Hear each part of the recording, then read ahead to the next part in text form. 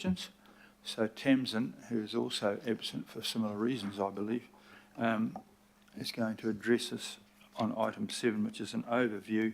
This is a procedural item on the budget decisions, and Tamsin will take us through it. Ngā mihi kia koe, Mr Mayor and tēnā koutou katoa governing body. As the Mayor mentioned, apologies I'm not there with you in person. Unfortunately, I've come down with COVID. So I will briefly speak to my report on today's agenda, which is procedural in nature, and it outlines the process that we have undertaken in the development of the annual budget for the 2023-2024 year. So on the 10th of November last year, we held our first annual budget workshop. Since then, we've held 29 workshops with elected members, totalling over 80 hours.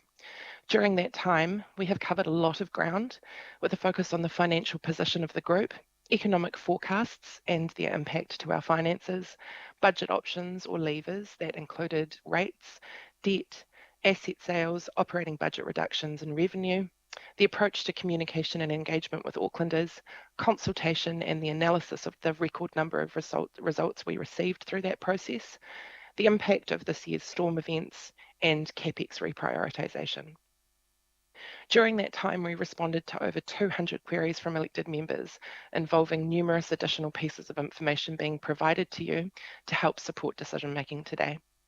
In some cases, additional workshops were scheduled to give you further opportunity to ask questions of staff and external advisors on some of the challenging decisions you are being asked to make today.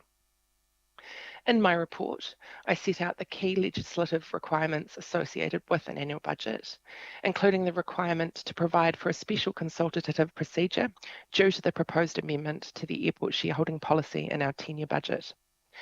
My report includes a high-level summary of the development of our consultation material and the results we received during consultation in March, including the full reports on submission results as attachments to my report, noting that these were already publicly available since May.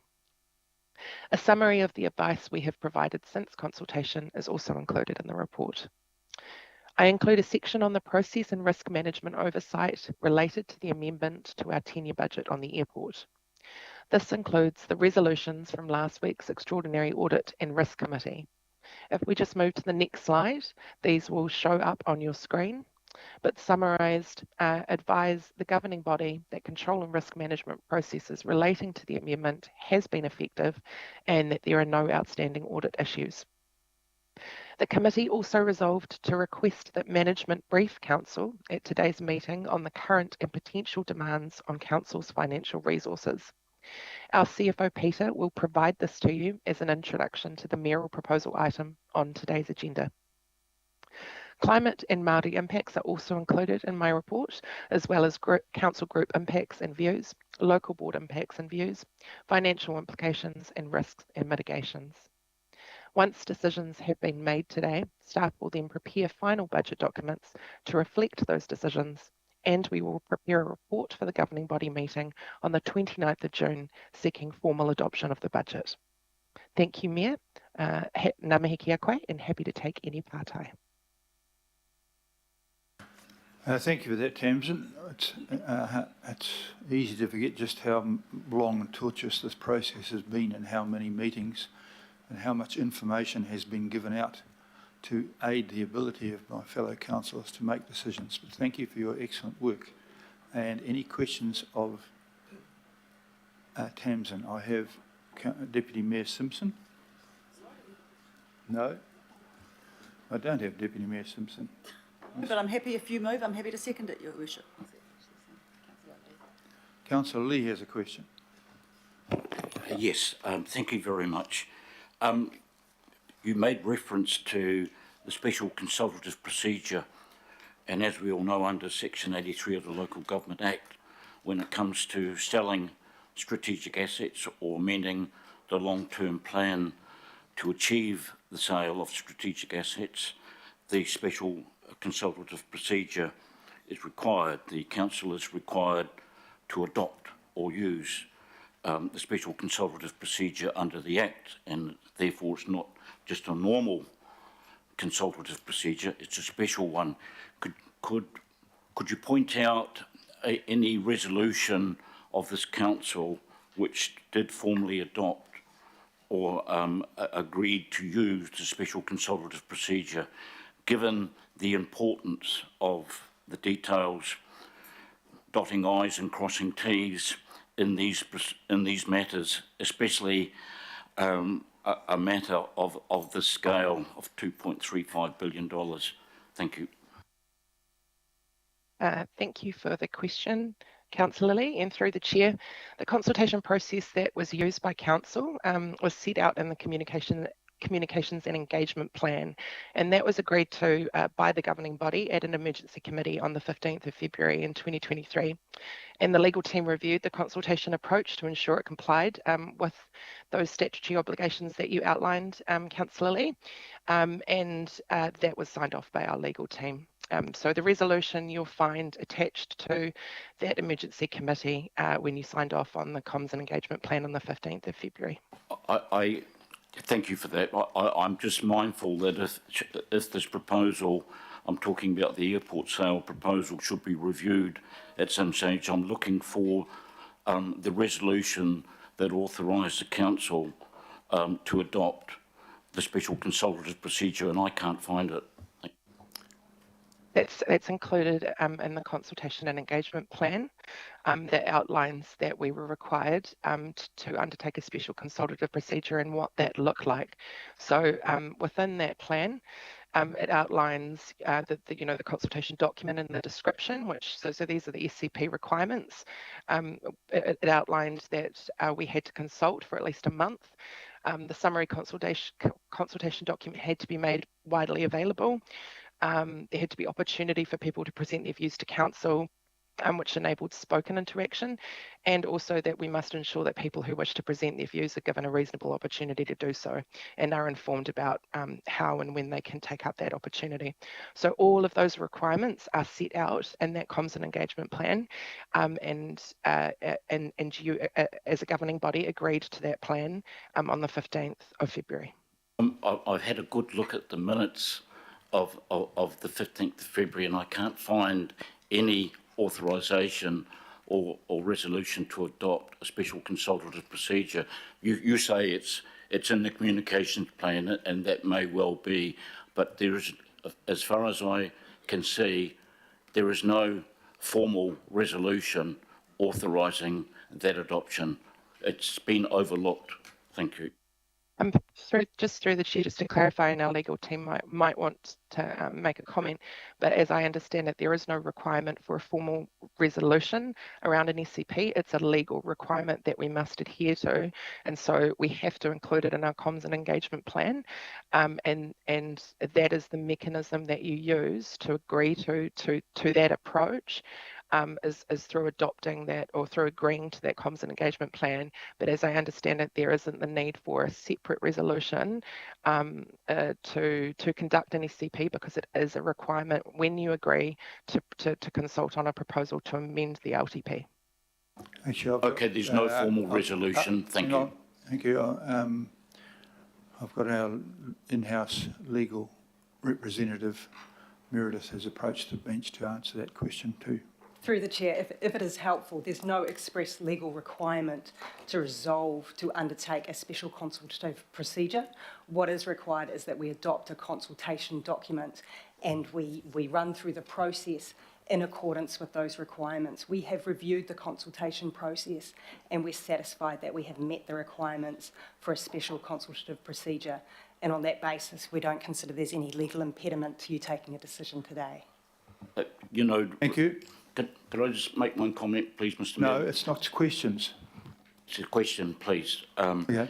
You will be aware of the events and disclosures this last week about process in government and local government and how important they can be. Are you saying that the special consultative procedure required for a decision of this scale, there's no formal resolution for it, but it's assumed it's somewhere, it's not in this document. Sorry, it's not a question. So where actually is it that there is a formal decision by this council to adopt as we must under the Local Government Act. As I said, the requirement under the Local Government Act is to adopt a consultation document. We have followed the process. We have undertaken a legal compliance check to ensure that all of the elements set out in the LGA have been met, and on that basis we're satisfied that there is no legal issue associated with you taking these decisions today. Thank you for that. Next question is Shane Henderson. Thank you, Mr. Mayor, and thanks for your report, Tamsin, and for your really hard work through this tough process. I know it's very long nights for yourself and the finance team. Just a quick question, because I'm looking through the attachments here. If we have it, it would be great if we could get the share sale by local board as submissions number. If that could be circulated, that'd be great. We have the Kantar, so I'll refer my colleagues to that. But it would be great if we had the submissions process as well. That'd be, I think, quite useful. But see what you can do, I'd say. So is that available, Tam? Yeah, I can check in. Thank you for the question, and through the chair, I can check in with the team, my engagement colleagues, and see how quickly we can get that to you. I believe there is a local board breakdown, but not a ward breakdown. Thank you. Thanks, Tam. Thanks, Mayor. Thank you for that question. Councillor Watson, please. Yeah, thanks, Mr. Mayor. I don't know if this is a question for you or not, Tamsin, but it just goes to the sections on the development of the consultation material and that public consultation points 21 to 25. And this has been brought to my attention relatively late in the piece. I didn't pick it up, but it really goes to, I guess, the probity of that consultation material in the consultation document, in particular the section to do with the Auckland Airport, the shareholding policy, where it states, page 86, a full sell down of the council's total AIAL shareholding is our preferred option rather than a partial sell down, etc. I'm really curious to know who I thought we're determining our preference today.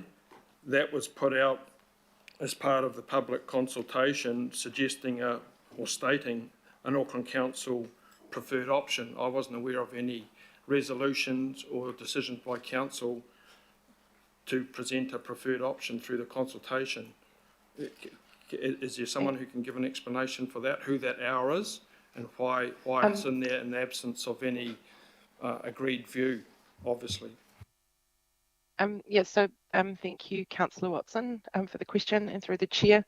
So the process is in December you had a draft mayoral proposal that we do is to bring effect to those decisions. We then reflect what those decisions were into the material. So when you agreed to the mayoral proposal, where the mayor outlined that a full sale was the preferred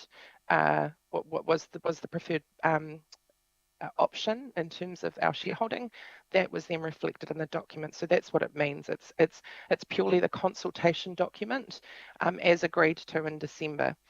There was obviously an amendment to include partial, and so that's why that option was also included. But that language purely reflects your decision to go out to go and consult on what was the mayor's proposal for items for consultation. Okay, so I guess my point is, and I apologise for bringing this up today, but I think it's an important point.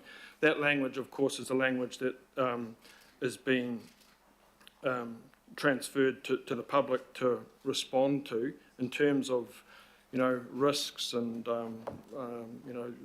potential accusations of predetermination. Is that the most appropriate language then to use for someone reading this? Because clearly they would take the view that there's a position here from Auckland Council, because everything else leading up to that, the paragraphs preceding it, talk about Auckland Council. So is there a degree of leading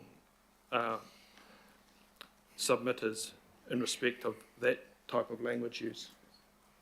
Ross Tucker, please. I'm happy to respond to that. So the wording of the governing body resolution from December last year was to agree on a preferred mix of levers. which was based off the Mill proposal but agreed to by the governing body. So it was the proposal, the resolution was to go out to consult with the public on a preferred mix of levers and then ask for public feedback around their options around that. As part of those resolutions, there was a separate resolution that was passed, which was to also consult on an alternative option of a partial sale. So what's in the consultation document reflects the governing body resolution of a preferred option and an alternative option. So what's in the consultation document, the language reflects the governing body resolutions. And if I could just add, that consultation document was signed off by GB in February, and that section obviously was required to undertake an audit and was audited.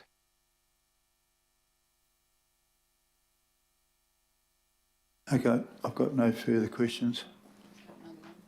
Oh, Mike Lee has another question. Thank you, Mr. Mayor. It's probably a matter that should be addressed by the legal team, but in terms of Section 83AA, in terms of summary of information, and this is in the document here regarding the airport share proposal, a summary of the information contained in a statement or proposal must be a fair representation of the major matters in the statement or proposal, etc., etc. Given there is no information about how much the airport share portfolio the council's holding has earned for the council and is likely ever since the advent of Auckland Council in 2010, and is likely to earn in the future. No mention of that at all. Would that be considered in terms of the Act and in terms of the special consultative procedure a fair representation of the major matters in the proposal? Because it's all about selling. Nothing, You've asked no the question, benefits just give of the keeping. person a chance to answer, please. Thank you. Through Tamsin, the chair, I might defer that one to my legal colleagues. legal colleague is approaching the bench.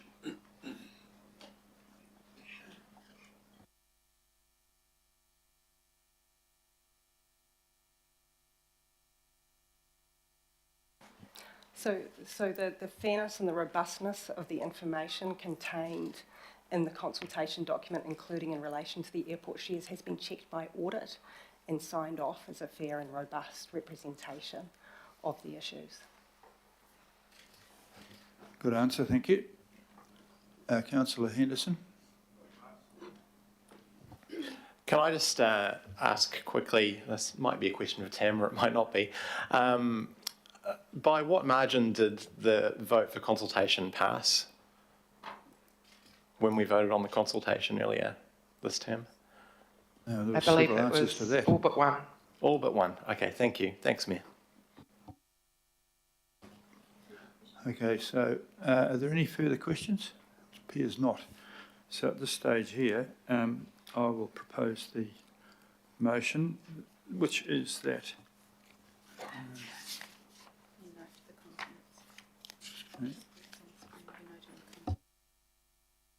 that we note the contents of this report, which sets the context for the other reports and decisions on today's agenda. Do I have a seconder? Councillor Deputy Mayor Simpson.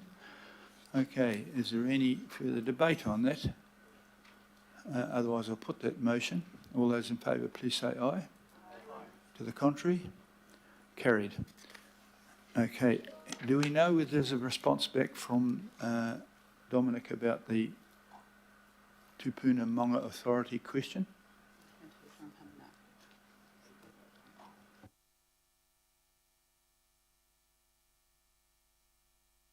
It's Dominic here.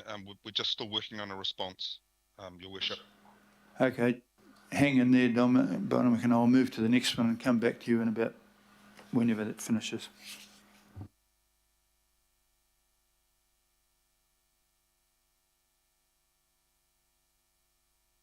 We're on